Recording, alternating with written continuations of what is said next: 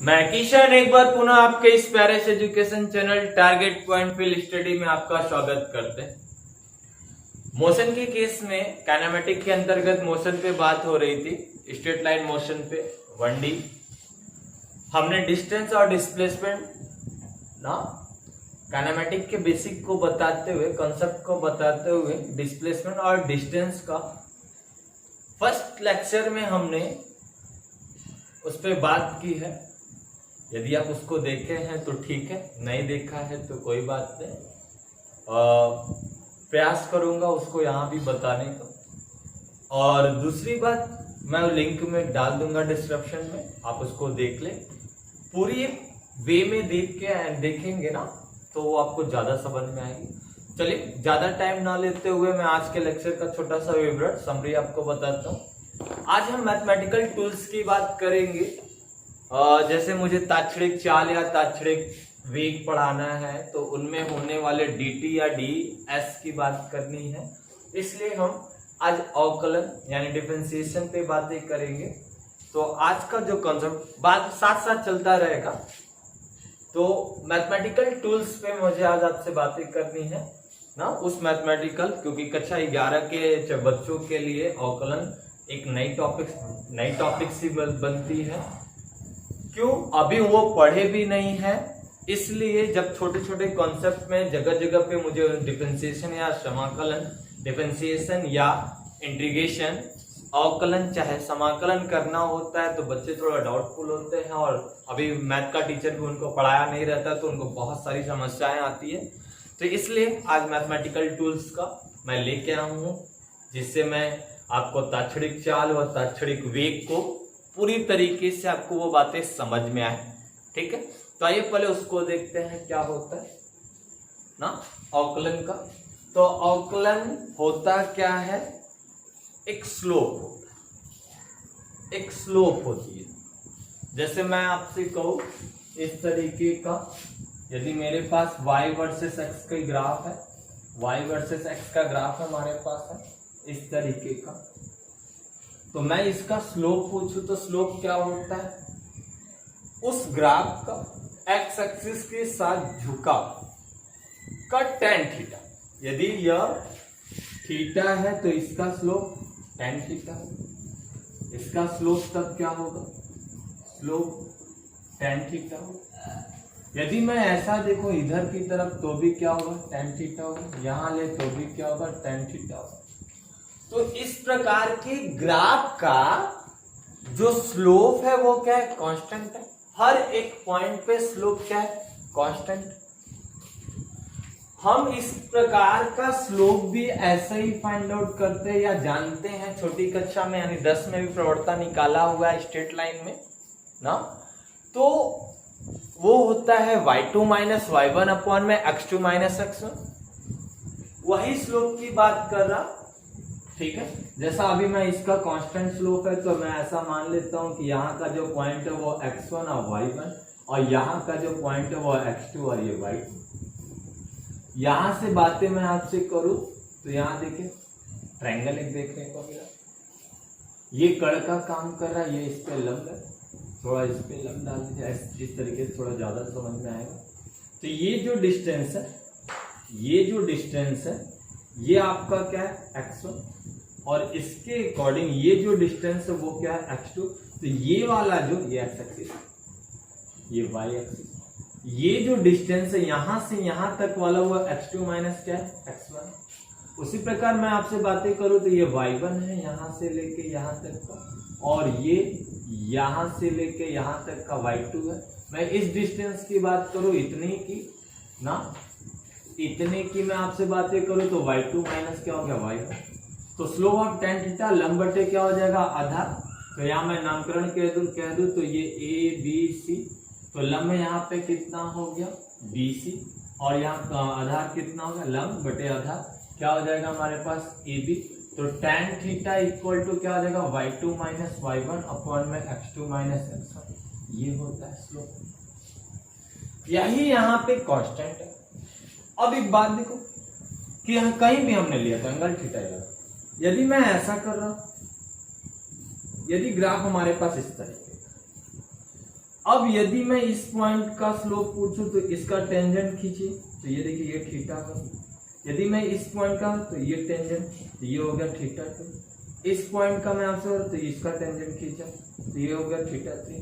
तो आप देख रहे हैं कि हर एक पॉइंट पे जो स्लोप है वो वेरी कर रहा, बदल रहा।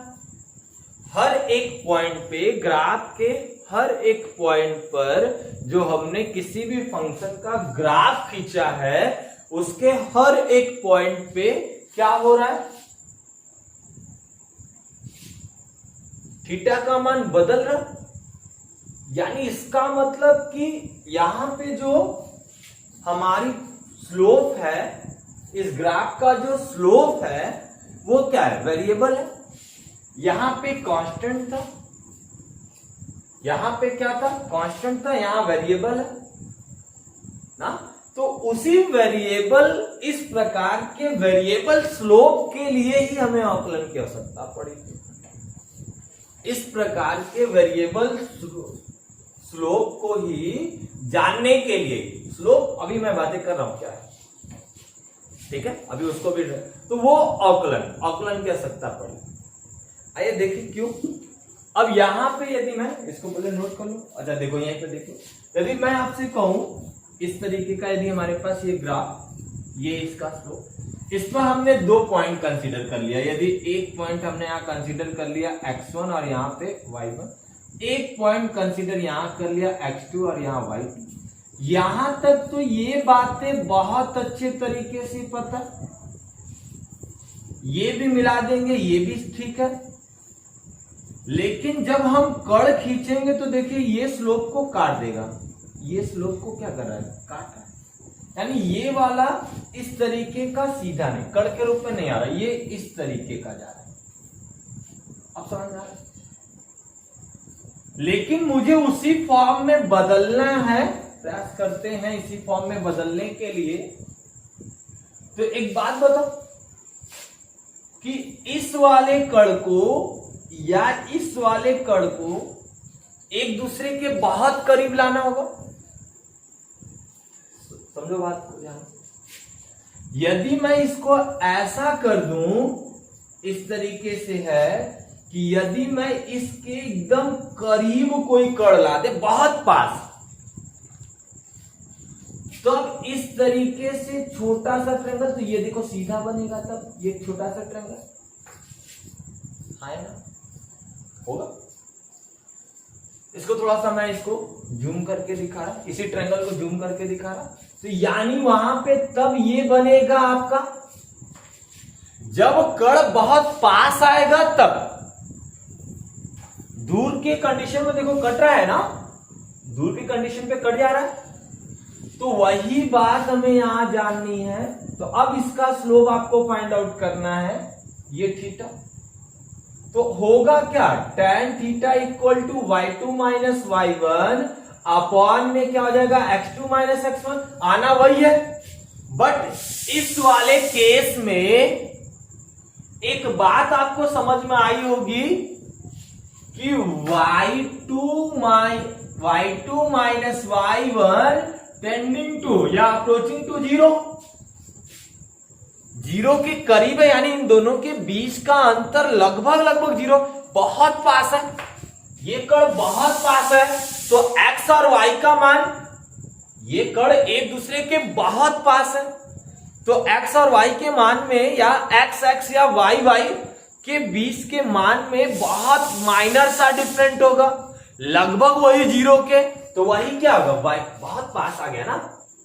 जब ये बहुत पास आ जाएगा, यही देखो, जब ये बहुत पास आ जाएंगे तो यहीं पे x है, यहीं पे x1 है, यहीं पे क्या होगा, x2 होगा। तो लगभग क्या हो जाएगा हमारे पास, वो डिफरेंट कम हो जाएगा। और ये देखिए y x2, इसी प्रकार x2 minus x1 tending to 0, ये भी क्या कर रहा है, 0 के करीब जा रहा है, 0 के क्या हो रहा है, करीब जा रहा है। x पे डिपेंड कर रहा है भाई, हाँ। तो यानी यहां पे tan थीटा इक्वल टू ये जो y2 माइनस y1 है या x2 माइनस x1 है लगभग किसके है, 0 के बराबर। इस प्रकार के परिमाण को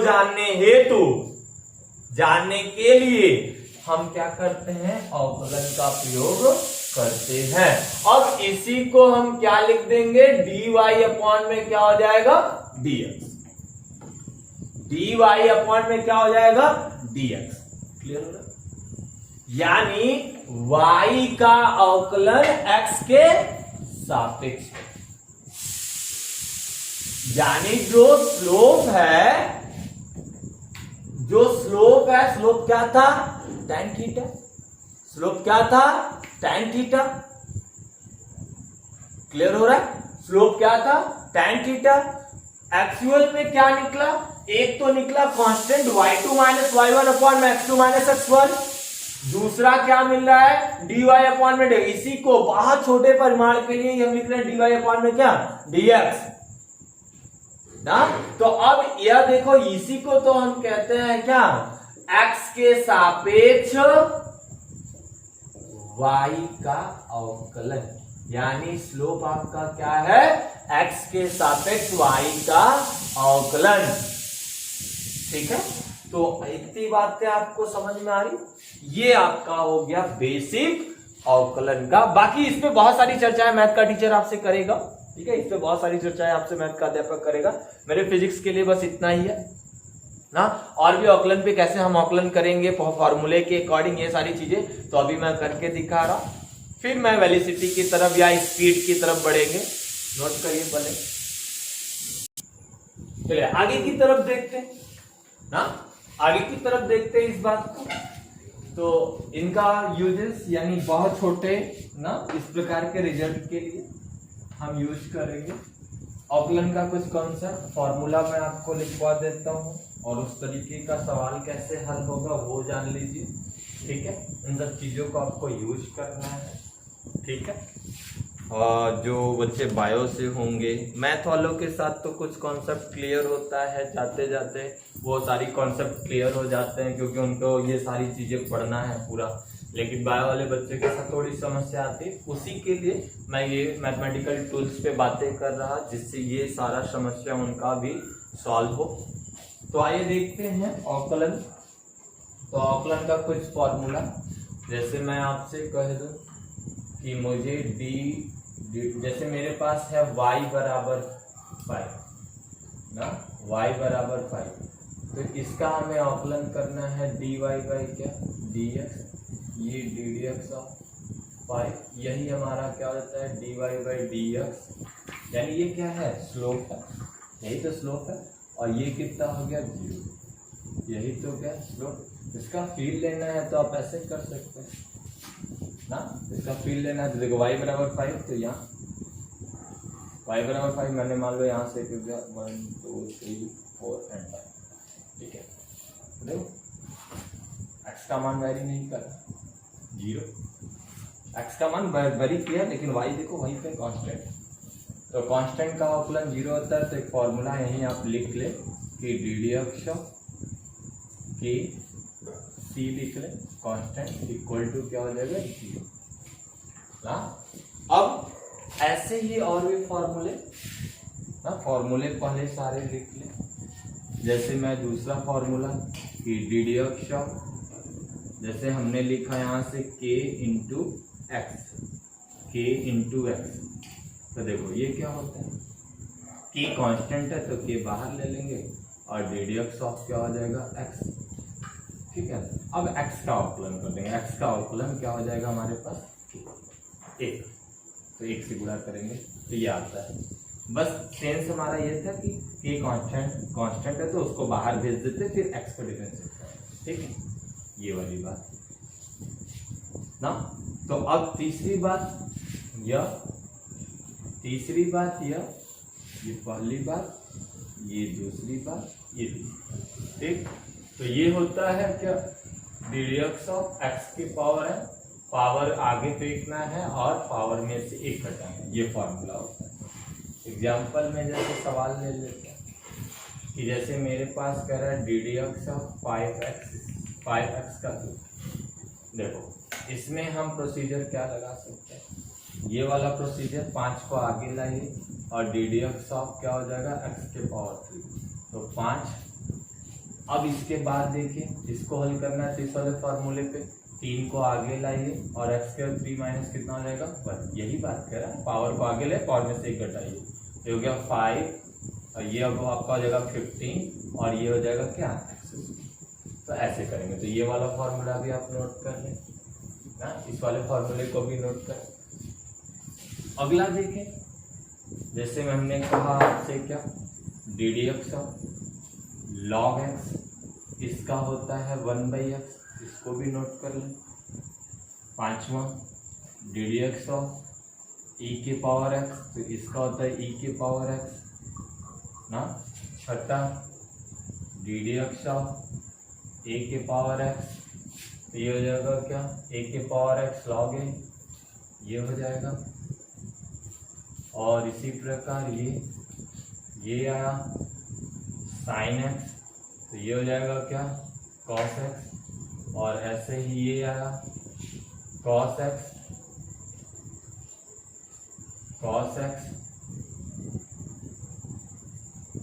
का हो जाएगा क्या माइनस साइन एक्स, ये आपका हो गया tan एक्स, तो इसका आपका होता है क्या सेक स्क्वायर एक्स। ये सारी चीज़ें आपको याद करनी है, तब तो सवाल आपका बढ़िया से बनेगा, ठीक है। और यही आपका हो जाएगा क्या कॉट एक्स, तो ये हो जाएगा क्या कॉसेक स्क्वायर एक्स, ठीक है। तो ये आपके सब फॉर्मूले, इन फॉर्मूले को आपको याद रखना है। अभी मैं इन सारे फॉर्मूले पे कुछ सवाल बनवाता हूँ, ठीक है, इन सारे फॉर्मूले पे कुछ सवाल बनवाता हूँ, और ना और भी छूट रहे हैं तो उनको भी देख लेते हैं। इसको इधर से नोट करें तो फिर इधर मैं आगे बढ़ लिखूँ। नोट हो गए, नोट करिए। चलिए देखिए इधर का ना, तो क्या छूटा साइन का कॉस टेन कॉट, और कॉट वाले में देखो यहाँ पे माइनस, ठीक है, और इसके बाद आपका सेक बच गया और कॉसेक बच गया, ठीक है, सेक बच गया और कॉसेक बच गया, ठीक है। तो उनको देख लेते हैं। तो अब यहाँ से हो जाएगा क्या D D X sec X, तो इसका होता है सेक एक्स इंटू क्या होता है टेन एक्स। इसी प्रकार D D x cosec x का माइनस कॉसेक एक्स इंटू क्या हो जाएगा कॉट एक्स, ये आपका हो जाएगा क्या कॉट एक्स। तो ये सारे फॉर्मूले आपको ध्यान में रख रहे हैं। इनके अतिरिक्त कुछ इस तरीके का, मान लीजिए कोई फंक्शन योग और अंतर के रूप में है, तो डी डी एक्स ऑफ, जैसे हमारे पास दो फंक्शन हो गया एफ एक्स प्लस क्या हो गया जी एक्स, ऐसा है, तो उस कंडीशन पे हम अवकलन दोनों का करते हैं। तो ये आपका एफ एक्स और ये आपका क्या हो जाएगा जी एक्स, ठीक है। और यदि माइनस होगा तो यहाँ माइनस होगी, ठीक है, प्लस है तो प्लस, माइनस है तो माइनस। अब यही मल्टीपल में रहा डी डी एक्स ऑफ, ये हो गया क्या एफ एक्स इंटू क्या हो गया जी एक्स। तो इस कंडीशन पे हम क्या करते हैं, इस कंडीशन पे जी एक्स डी डी एक्स क्या हो जाएगा F x plus F x d D x of क्या हो जाएगा जी एक्स। यानी क्या होगा, पहले सेकंड फंक्शन गुणे फर्स्ट फंक्शन का अवकलन, फर्स्ट फंक्शन फिर दूसरे फंक्शन का अवकलन। अब एक और फॉर्मूला, यदि भाग के रूप में होगा एफ एक्स डिवाइडेड बाई क्या हो गया जी एक्स। अब इस तरीके का यदि फंक्शन है तो क्या करना है, इस पर हमें बात यह करना होता है कि g x d D x of क्या हो गया f x minus f x, और डी डी एक्स ऑफ क्या हो जाएगा जी एक्स और होल अपॉन जी एक्स का होल, जी एक्स का क्या होल। ये आपका कंप्लीटली अवकलन का फॉर्मूला। ये सारा फॉर्मूला आपको याद है तो फिजिक्स का के अंतर्गत यूज होने वाले अवकलन के जितने टर्म्स होंगे वो बातें आपको इजी वे में समझ में आएगी। ना इजी वे में उसकी बातें आपको समझ में आएगी। तो मिटाए हो गया, ठीक। चलिए आइए देखते हैं, कुछ सवाल के माध्यम से देखते हैं ना कैसे होगा। सवाल के माध्यम से देखेंगे।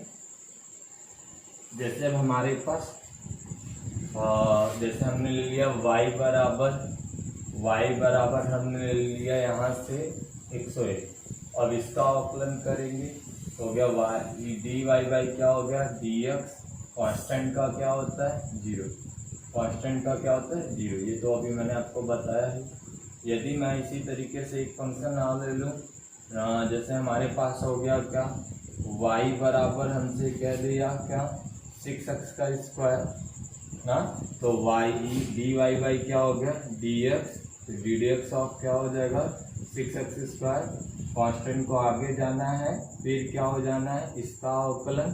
तो देखो इसका अवकलन तो पावर को आगे भेजकर, सूत्र में हमने लिखवाया पावर में आगे भेजकर पावर में से 1 घटाते हैं तो गुणे 2x के पावर 2 माइनस 1, तो ये 12 हो जाएगा, ये 12x हो जाएगा। तो ये बातें समझ में आपको आ रही। यदि मैं इस तरीके की बात करूं y बराबर e के पावर x, तो अब इसका अवकलन करेंगे तो dy बाई क्या हो गया dx और ddx ऑफ क्या हो जाएगा e के पावर x। तो ये आपका क्या होगा e के पावर x हो जाएगा। ऐसे यदि मैंने आपसे क्या y बराबर e के पावर x, तो dy बाई क्या हो जाएगा dx और ये आपका ddx ऑफ क्या हो जाएगा a के पावर x का अवकलन। तो a के पावर x फार्मूले आपको याद रहेंगे, तो ये हो गया log a, ठीक है। ये सभी चीजें इस तरीके से आपके प्रॉपर वे में लगेगा। और यदि अब मैं थोड़ा साइन के टर्म में या ट्रिग्नोमेट्रिक फंक्शन में चलूं, यदि आपका कहीं कहीं आता है, तो जैसे मैंने लिया y बराबर हमने ले लिया साइन x, तो अब इसका अवकलन dy बाई क्या dx और ये हो जाएगा ddx ऑफ क्या हो जाएगा साइन x। तो इसका अवकलन होगा क्या cos x। फॉर्मूला आपको याद होना चाहिए।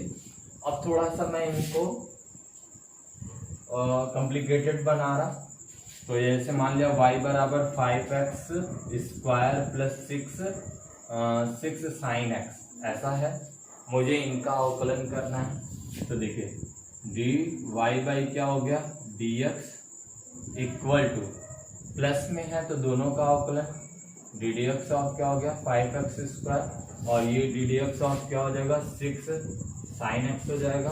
5 को आगे लाइए तो ddx ऑफ क्या हो गया x स्क्वायर और 6 को आगे लाएंगे तो ddx ऑफ क्या हो जाएगा साइन x हो जाएगा। अब देखो इसका अवकलन तो पावर आगे तो 5 दूनी के 10 और 2 में से एक जगह 1 और यहाँ का 6 cos x। बातें समझ में आ गई। ऐसा ही करते हैं, ठीक है। थोड़े गुड़े वाले पे प्रोडक्ट रूल पे भी बात कर लेते हैं। ऐसा ही आपको करना होता है, इसी प्रकार का हमें अवकलन करना होता है। चलिए और कुछ भी इजी बातें कर लेते हैं थोड़ा ना। अब जैसे हमारे पास एक फॉर्मूला इस तरीके का e के power x into sine x हो गया, ये गुणे के रूप में है। तो अब इसका अवकलन करेंगे तो dy by dx second function sine x और पहले फंक्शन का अवकलन, ठीक है। फिर प्लस क्या हो जाएगा पहला फंक्शन और सेकंड फंक्शन का अवकलन साइन x। तो अब ये हो गया क्या साइन x इंटू ई के पावर x का फॉर्मूला तो ई के पावर x ही था, ई के पावर x साइन का अवकलन क्या हो जाएगा cos x हो जाएगा। तो ई के पावर x इंटू क्या हो जाएगा साइन x और प्लस ना ई के power x into sine x हो जाएगा और यहाँ पे क्या हो जाएगा ई के power x into cos x हो जाएगा। दोनों में से ई के पावर x कॉमन ले लिया तो यहाँ क्या बचा साइन x प्लस क्या हो जाएगा cos x। ये आपका हो गया प्रोडक्ट। ऐसे ही हम डिवाइड वाला सेक्शन भी आसानी से करते हैं, ठीक है। तो ये कॉन्सेप्ट मैथमेटिकल टूल्स का अवकलन का मैंने आपको कॉन्सेप्ट दिया। मैं अब स्पीड और वेलोसिटी पे मैं आपसे बातें करूंगा ना, तो कुछ सवाल आप खुद से ट्राई करेंगे ना, उनको मैं लिख देता हूँ, आप खुद से ट्राई करिएगा ना। उन सवालों को मैं लिख देता हूँ, खुद से ट्राई करिएगा। जैसे y बराबर हमने लिख दिया log ना, जैसे मैंने लिख दिया यहाँ से e के पावर x log ax कर दिया, y 6x square plus e के पावर x साइन x कर दिया, ठीक है। दो आप ट्राई कर लेंगे, ये यदि आप कर लेंगे तो फिर बाकी चीजें आपको इजी वे में लगेगी, ठीक है, आप आराम से करिए, कोई दिक्कत नहीं। अब हम चलेंगे कि चाल क्या होता है, चाल क्या होता है और वेग क्या होता है। तो एकांक समय अंतराल में चली गई दूरी, एकांक समय अंतराल में चली गई दूरी को चाल कहते हैं। एकांक समय अंतराल में तय किए गए विस्थापन को हम वेग कहते हैं ना।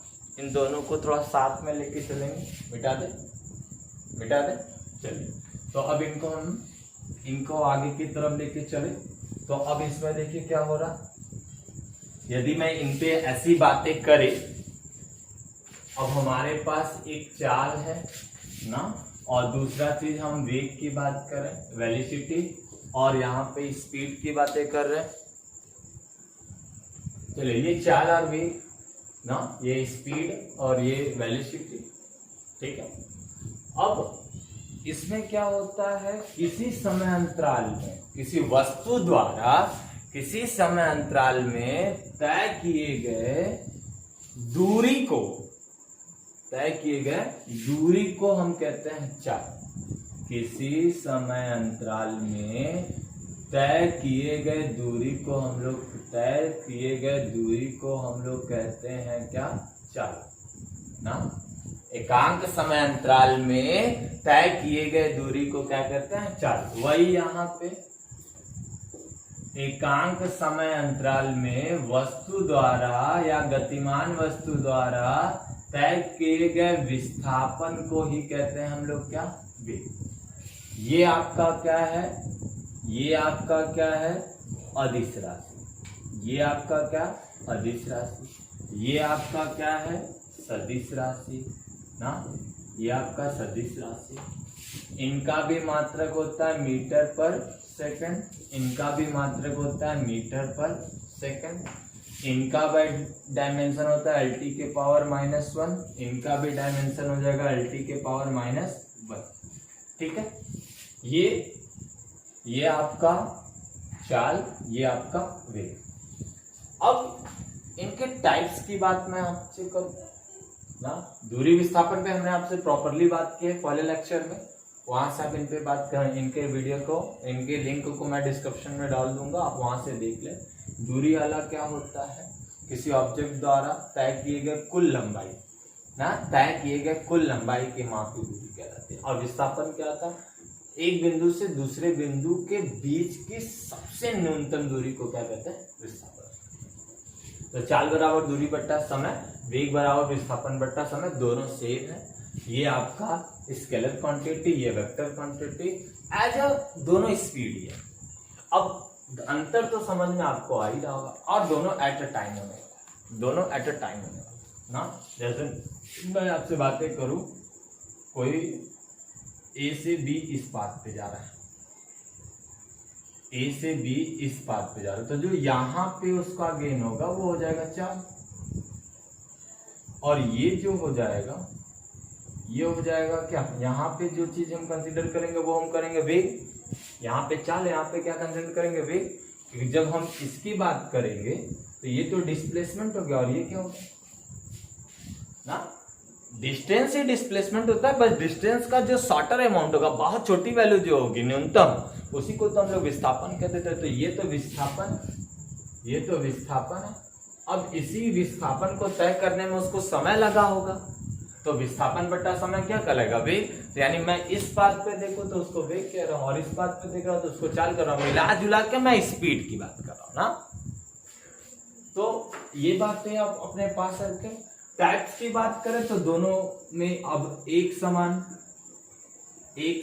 चाल, असमान चाल, औसत चाल और तात्क्षणिक चाल या तत्कालिक। वैसे ही हम इसको लिख सकते हैं, एक समान वेग, फिर क्या होगा, असमान वेग, फिर क्या हो जाएगा, औसत वेग, और एक हो जाएगा आपका क्या, तात्क्षणिक वेग, इसी को तत्कालिक वेग। चलिए कोई बात नहीं, दोनों में कोई अंतर नहीं, ठीक है। एक आपका एक समान चल, एक समान वेग, असमान चल, यानी टाइप से वही है। बस आप यहाँ ध्यान में रखें कि यहाँ दूरी को हमें तय करना है, यहाँ हमें किसको, विस्थापन को। यहाँ दूरी को तय करना है, यहाँ किसको करना है, विस्थापन को। तो आइए उन सब चीजों को देखते हैं। पहले एक समान चाल ना, तो एक समान चाल क्या कहेंगे, निश्चित समय अंतराल पे निश्चित दूरी तय करना। निश्चित अंतराल पे, निश्चित समय अंतराल पे निश्चित दूरी तय करना एक समान चाल कहलाएगा।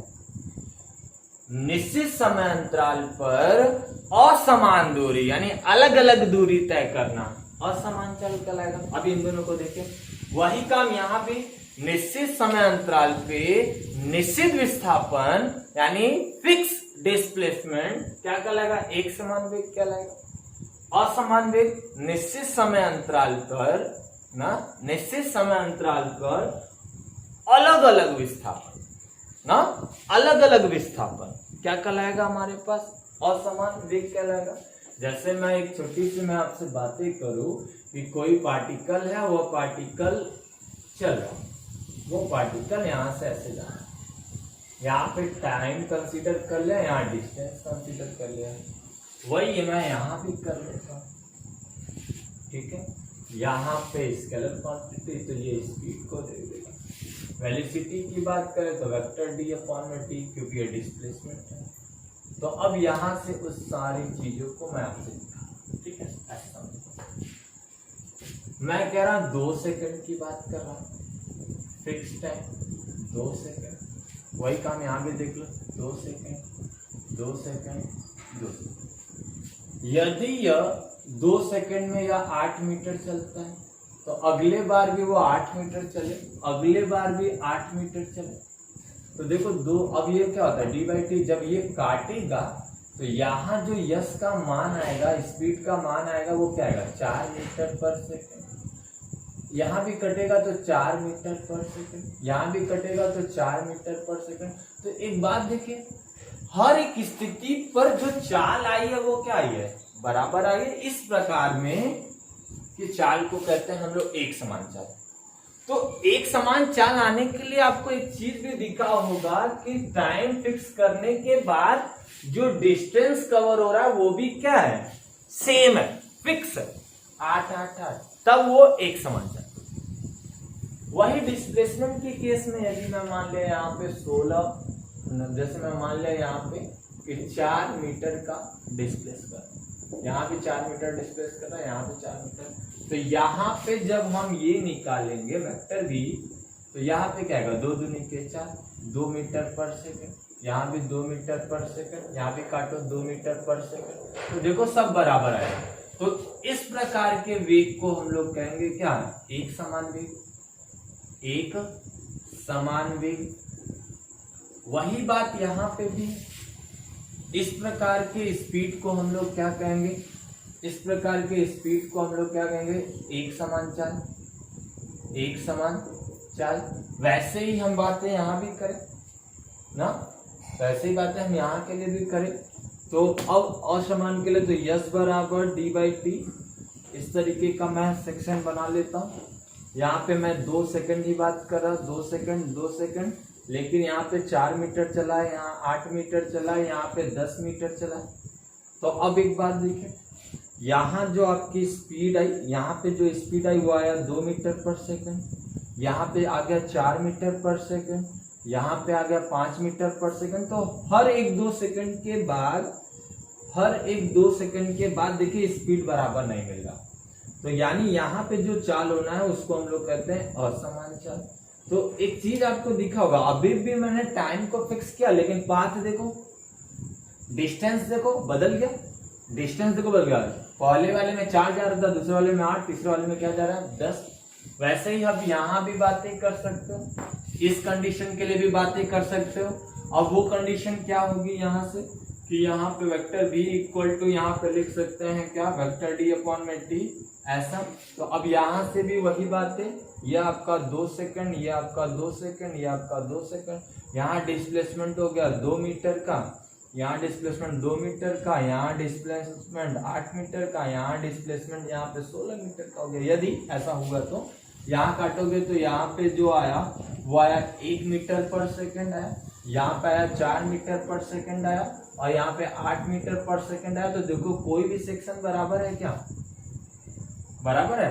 तो यहाँ पर देखो डिस्प्लेसमेंट की वैल्यू बदल रही है बार बार। तो इस प्रकार की वेलोसिटी को कहते हैं असमान वेग। इस प्रकार की वेलोसिटी को कहते हैं असमान वेग। अभी क्लियर हो रहा? सारी चीजें समझ में आ रही? क्लियर है? तो ये सारी चीजों को नोट करिए, जल्दी से नोट करिए। हाँ, हो गया? चलिए अब औसत चाल को भी देख लेते हैं। औसत चाल को भी देख लेते हैं, औसत वेग को। दोनों को मैं साथ में लेके चल रहा हूँ। हाँ, दिक्कत तो नहीं हो रही? हाँ, चलिए औसत चाल को देख लेते हैं। औसत चाल के लिए एक छोटा सा कॉन्सेप्ट अपने पास रख लीजिए कि किसी वस्तु द्वारा, गतिमान वस्तु द्वारा तय किए गए कुल दूरी और उस दूरी को तय करने में लगा कुल समय, ना कुल दूरी बटा कुल समय को ही हम लोग कहते हैं औसत चाल। जैसे कोई व्यक्ति चल रहा है, जैसे मैं कहूँ मैं वाराणसी शहर में हूँ, तो वो यदि आशापुर से सारनाथ जा रहा है तो उस कंडीशन पे वो कभी उसकी स्पीड 4 मीटर पर सेकंड हुई है, कभी 15 मीटर पर सेकंड हुई है, कभी उसका 20 से भी हुआ है, कभी 40। तो हर बार तो वो उसे एक एवरेज बताना होगा ना, औसत वैल्यू बतानी होगी। तो उसी के केस पे बात करनी है, उसी केस पे हमें आपसे बातें करनी है। कैसा होगा? ठीक है, उसी केस पे हमें आपसे बातें करनी है कि किस तरीके का होगा, औसत चाल क्या होगा। तो औसत चाल